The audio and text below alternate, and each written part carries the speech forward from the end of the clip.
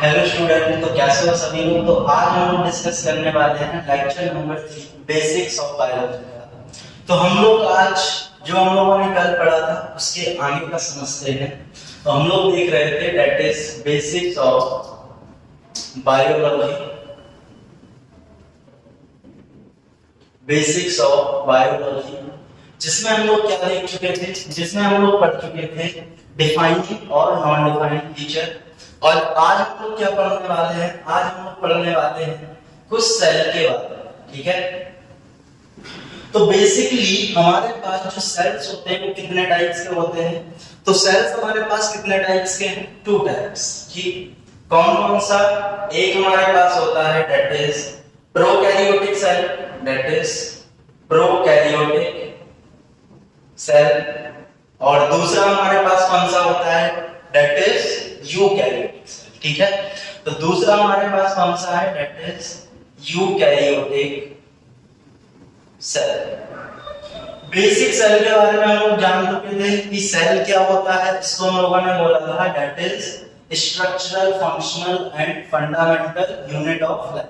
ठीक, अब देखो हम लोग जानते हैं कि प्रोकैरियोटिक सेल क्या होता है और यूकैरियोटिक सेल क्या होता है।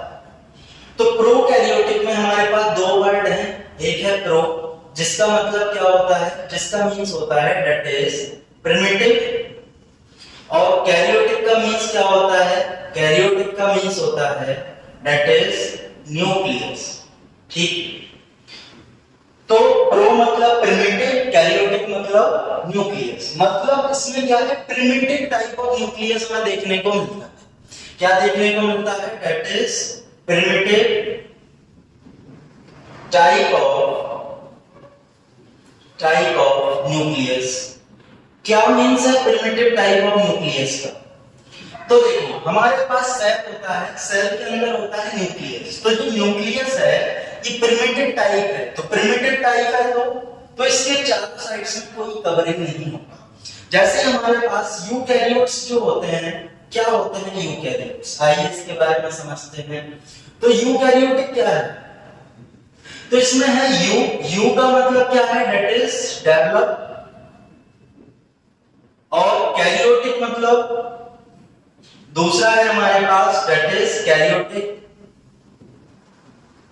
तो कैरियोटिक क्या होता है, कैरियोटिक हम लोग बोलते हैं दैट इज न्यूक्लियस। ठीक है, कैरियोटिक मींस न्यूक्लियस। तो यहां पे क्या है, यहां पे develop type of nucleus, develop type of nucleus present. ठीक, develop type of nucleus present. तो यहां पे डेवलप टाइप ऑफ न्यूक्लियस हमें देखने को मिल रहा है। तो देखो प्रिमिटिव टाइप ऑफ न्यूक्लियस का मतलब है कि यहां पे जो न्यूक्लियर मेम्ब्रेन है वो न्यूक्लियर मेम्ब्रेन क्या होगा, एब्सेंट होगा। तो यहां पे न्यूक्लियर मेम्ब्रेन क्या होता है, न्यूक्लियर मेम्ब्रेन एब्सेंट है, न्यूक्लियर मेम्ब्रेन एब्सेंट। और यहां पे न्यूक्लियर मेम्ब्रेन क्या होगा, प्रेजेंट होगा। Nuclear membrane present. ठीक, तो यहां पे क्या है, न्यूक्लियर मेम्ब्रेन प्रेजेंट है।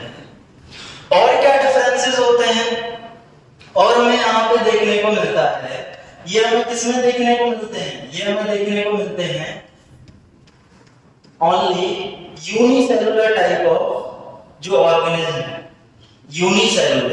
Unicellular means made up of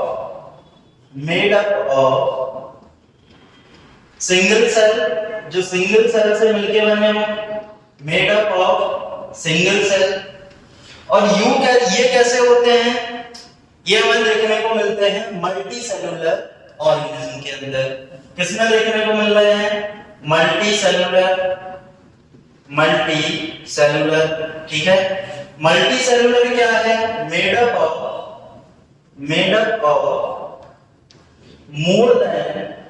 more than 2 cells. 2 cells किससे मिलके बने हैं, made up of more than 2 cells. तो ये दो से ज्यादा सेल से मिलके बने होते हैं। और क्या डिफरेंस होते हैं आइए देखते हैं। तो यहाँ पे हमने देखा कि न्यूक्लियर मेम्ब्रेन प्रेजेंट था, ठीक है। यहाँ पे जितने भी सेल ऑर्गेनेल्स होते हैं वो सभी सेल ऑर्गेनेल्स एब्सेंट होते हैं एक्सेप्ट राइबोसोम, ठीक है। All cell organelles absent here, absent except ribosome, ठीक, except ribosome। जबकि यहाँ पे क्या होता है, जितने भी सेल ऑर्गेनेल्स होते हैं ऑल आर प्रेजेंट, ठीक है। All cell organelles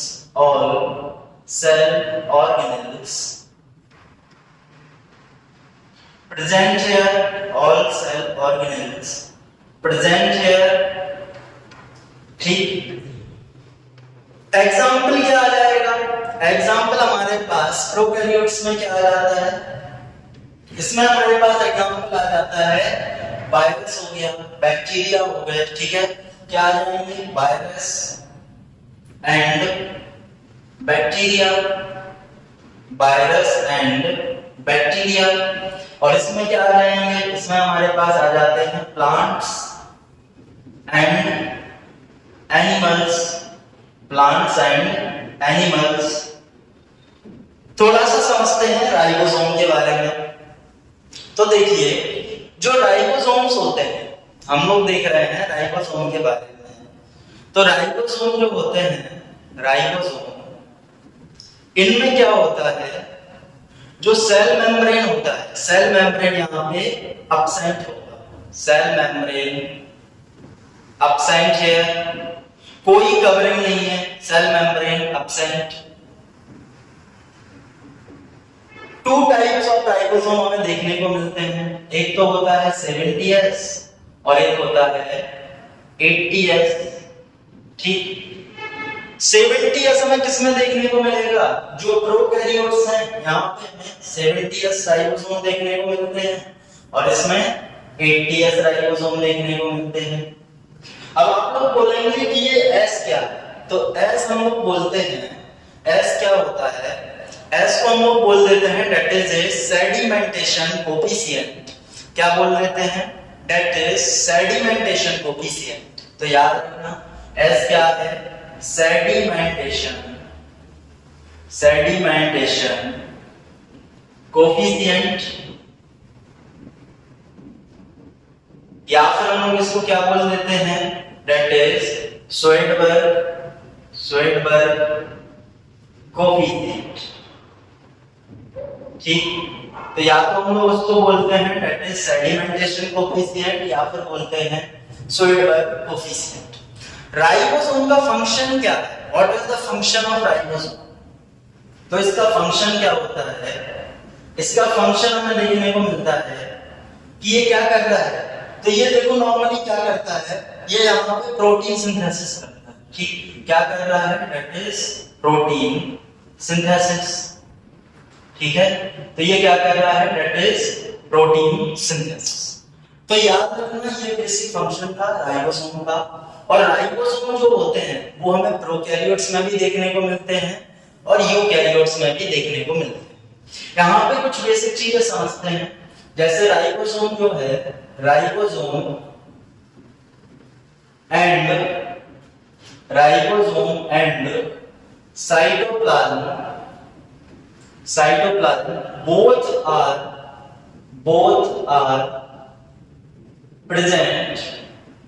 both are present in prokaryotic and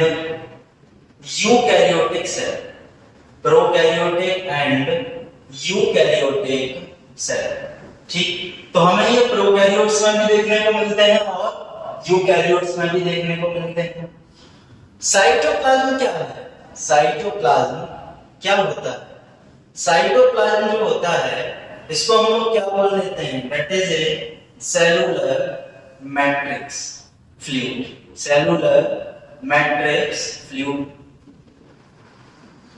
क्या फंक्शन है साइटोप्लाज्म का, तो सेल के अंदर जितनी भी एक्टिविटीज हो रही हैं उस सब के लिए रिस्पांसिबल कौन होता है? साइटोप्लाज्म। तो साइटोप्लाज्म क्या है? ऑल सेलुलर एक्टिविटीज अकर हेयर। सेल की जो भी एक्टिविटीज हैं वो सब कहां पे हो रहे हैं? साइटोप्लाज्म के अंदर। ठीक, अगर हम लोग देखते हैं प्लांट सेल और एनिमल सेल क्या होता है, ठीक है, हम लोग देख रहे हैं प्लांट एंड एनिमल सेल, क्या इनमें डिफरेंसेस हैं प्लांट एंड एनिमल सेल। ठीक, तो देखो यहां पे देखते हैं इनके बारे में। हम लोग बात कर लेते हैं सबसे पहले प्लांट्स। तो प्लांट्स के अंदर हमें क्या देखने को मिलते हैं? प्लांट्स के अंदर हमें देखने को मिलते हैं क्लोरोफिल। ठीक, क्या देखने को मिलते हैं? क्लोरोफिल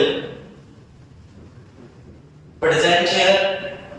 ठीक, क्लोरोफिल यहाँ पे प्रेजेंट है। और यहाँ पे क्या होते हैं? क्लोरोफिल एब्सेंट होते हैं। अगर क्लोरोफिल प्रेजेंट है तो प्लांट्स क्या कर रहे होंगे? फोटोसिंथेसिस, मतलब ये ऑटोट्रॉफ्स हैं। कैसे हैं? दैट इज ऑटोट्रॉपिक, मींस ये किसी पे डिपेंडेंट नहीं है, ठीक है, खुद से ही अपना खाना बनाते हैं। दूसरे एनिमल जो होते हैं ये कैसे होते हैं? That is heterotrophic. कैसे हैं? हेटेरोट्रॉपिक, मतलब that is depend on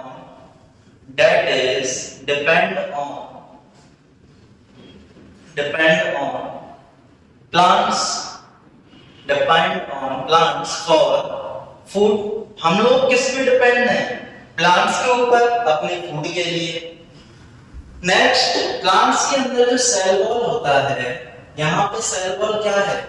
present होता है। और ये किसका बना होता है? Made up of cellulose. किसका बना है? सेलुलोज का। और यहाँ पे कोई सेल वॉल नहीं होता है। एनिमल्स में सेल वॉल एब्सेंट होता है। सेल वॉल एब्सेंट है। ठीक, और सेल वॉल जो है वो कैरेक्टरिस्टिक फीचर भी होता है किसका? प्लांट्स का।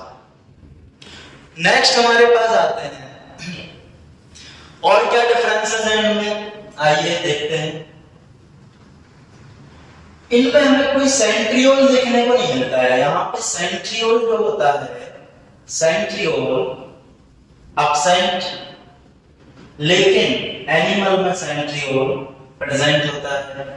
Centriole present here.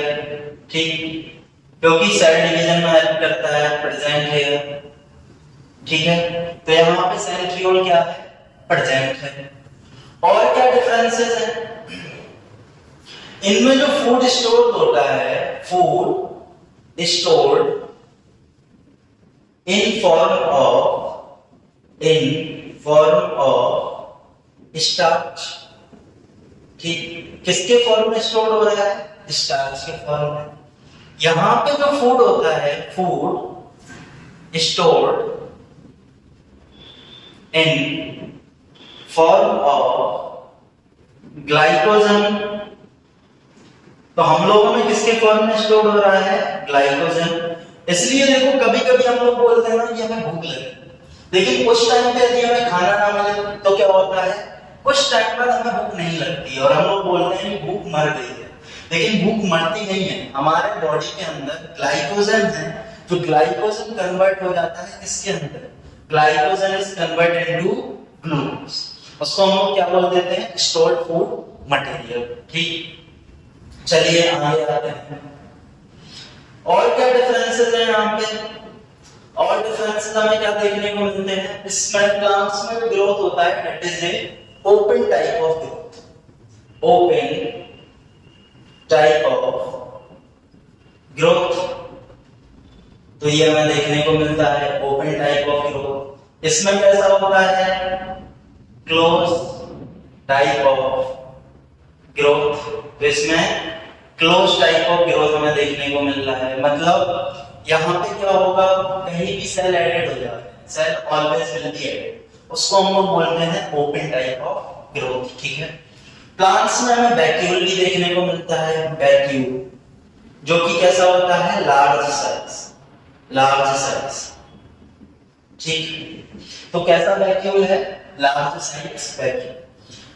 इसमें जो वैक्यूल होता है वो स्मॉल साइज वैक्यूल होता है। वैक्यूल कैसा है, दैट इज स्मॉल साइज। तो इसमें हमें स्मॉल साइज वैक्यूल यहाँ पे देखने को मिल रहा है। ठीक है, इसके बाद हम लोग देख लेते हैं that is a component of cell. Component of cell कि सेल किन किन चीजों से मिलकर बना है। कंपोनेंट ऑफ सेल, तो सेल के कंपोनेंट क्या क्या होते हैं। सेल में हमारे पास होता है, यहाँ पे क्या देखने को मिलता है, सबसे पहले हमें यहाँ पे देखने को मिल जाते हैं सेल वॉल। ठीक है, क्या देखने को मिलता है, सेल वॉल। ठीक, हमें यहाँ पे देखने को मिल जाता है सेल मेम्ब्रेन, सेल मेम्ब्रेन। हमें यहाँ पे देखने को मिल जाता है न्यूक्लियस। क्या देखने को मिलता है, न्यूक्लियस। हमें यहाँ पे देखने को मिलता है साइटोप्लाज्म, और हमें यहाँ पे देखने को मिलते हैं सेल ऑर्गेनेल्स। ठीक, आइए इनके बारे में समझते हैं थोड़ा। तो हमारे पास सेल वॉल जो होता है, अभी हमने बताया था कि प्लांट्स में सेल वॉल किसका बना है, सेलुलोज का। क्या कर रहा है, प्रोटेक्शन प्रोवाइड कर रहा है, प्रोटेक्शन। ठीक, और क्या करता है, सेफ भी प्रोवाइड कर रहा है, provide safe to cell, cell को सेफ भी दे रहा है। सेल मेम्ब्रेन, सेल मेम्ब्रेन क्या है, सेकेंड आउटर लेयर है। ठीक है, ये कैसा होता है, that is A selectively permeable. कैसा है, सिलेक्टिवली परमिएबल, मतलब फिक्स कुछ चीजों को अंदर बाहर आने जाने देगा।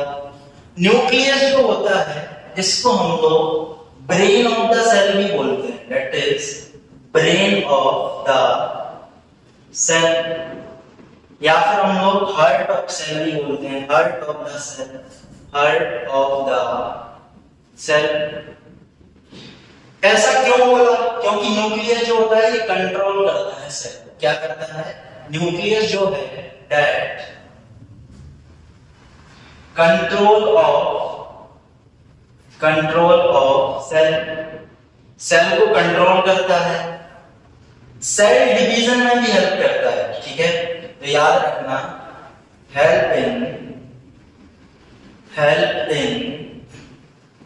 Cell division. सेल ऑर्गेनेल्स के बारे में हमने बताया था क्या, कि जो सेल ऑर्गेनेल्स होते हैं ये कैसे हैं, दैट इज कंपार्टमेंट और ऑर्गन लाइक स्ट्रक्चर। ठीक है, कंपार्टमेंट और ऑर्गन लाइक स्ट्रक्चर्स होते हैं। सेल ऑर्गेनेल्स को हमने 3 टाइप्स में डिवाइड किया है बेस्ड ऑन सेल मेंबर। ठीक, तो हम लोग सेल ऑर्गेनेल्स को 3 टाइप्स में पढ़ते हैं। सेल ऑर्गेनेल्स जो हैं, सेल ऑर्गेनेल्स को हमने 3 टाइप्स में डिवाइड किया है, 3 types on the basis of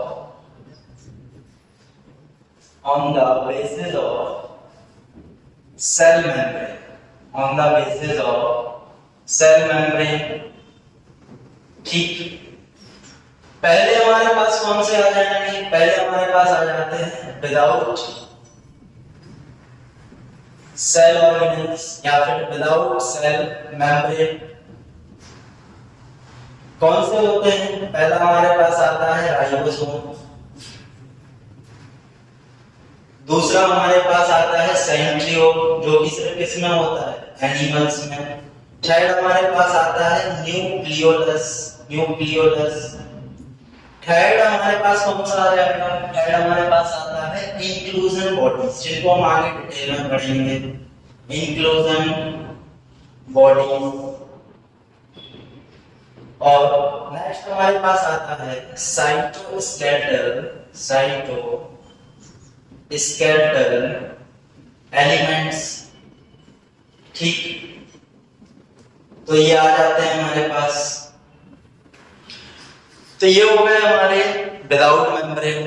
ठीक, नेक्स्ट हमारे पास आते हैं double membrane bound, double membrane bound, double membrane bound. इसमें हमारे पास कौन से आ जाएंगे, हमारे पास आ जाता है न्यूक्लियस।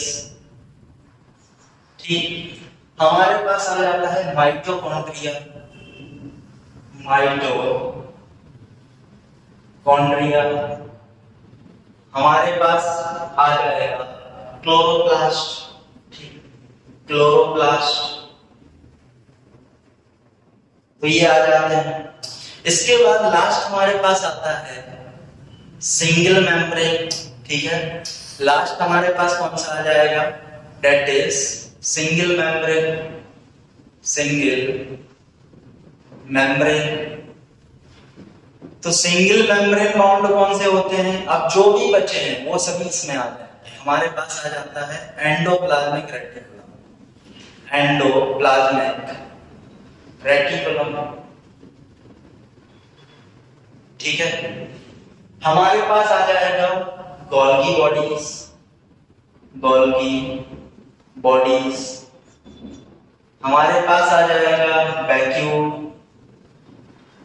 हमारे पास आ जाएंगे माइक्रो बॉडीज, माइक्रो बॉडीज।